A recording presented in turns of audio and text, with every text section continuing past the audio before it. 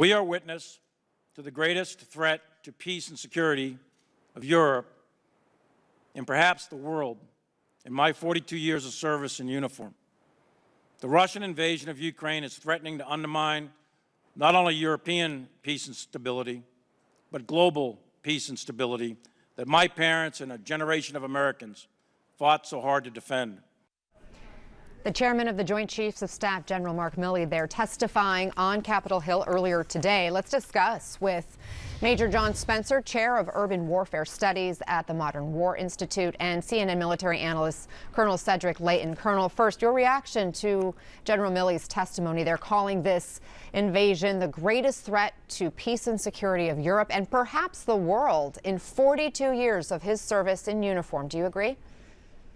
I do, Anna. I think it's one of the most important statements that the chairman could make. And quite frankly, when you look at the atrocities that have occurred in Ukraine, what you're looking at is a complete game changer in not only the way we're going to be reacting to this war, but also in the way these wars are fought. So it's going to require a major relook at the way we do things and a major relook at how we posture our military for these kinds of conflicts. What do you mean it's going to be changing how wars are fought? Well, I think one of the big things, Anna, that we're looking at here is not only do we have to worry about counterterrorism efforts like we did in Afghanistan and Iraq, but we're also going to have to worry about conflict in places like Europe on broad plains like this, where we thought that this kind of thing was not going to happen because we had assured peace after the Second World War and then after the Cold War. But that's in fact not the case, as we see with everything that's going on here and what could happen in the future. And then, of course, we've got Major Spencer here to talk about the urban piece of this. Yeah. That's going to be a major factor, I think, in the future. The battle in Ukraine is entering a crucial phase, NATO says, with a very concentrated attack in the east expected. Now, Major Spencer, the Donbas region there is vastly different from the big city urban warfare that we saw around Kyiv. What's Ukraine's best strategy out there? How do they avoid getting pinched? Yeah, so one is you need intelligence, and the Ukrainians are being fed the best intelligence in the world. And that's one of their biggest weapons, is just to prevent the Russians from doing what we know they need to do. They need to surround those elements, and they need to defeat them. But Russia already lost the war to take Kyiv, so they're trying to do anything they can to create some type of win.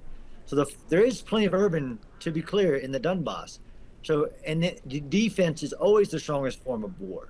But the Ukrainians have also shown the ability to be effective at counterattacks and to attack logistical supplies. And one of the things that this has taught us is that terrain still matters.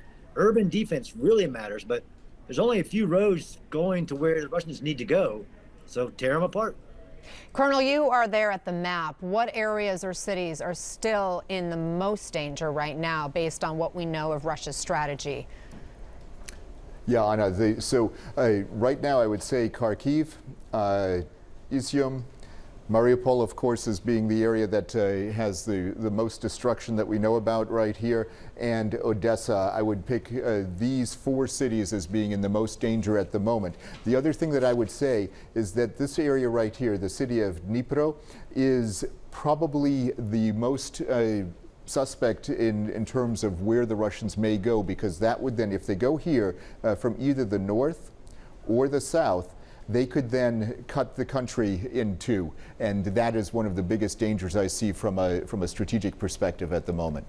Major Spencer, I want to talk about Mariupol, that city that's been under constant Russian bombardment, cut off from the rest of the country. People are trapped there. Red Cross officials can't get in, and yet U.S. defense officials say that city isn't under complete Russian control yet.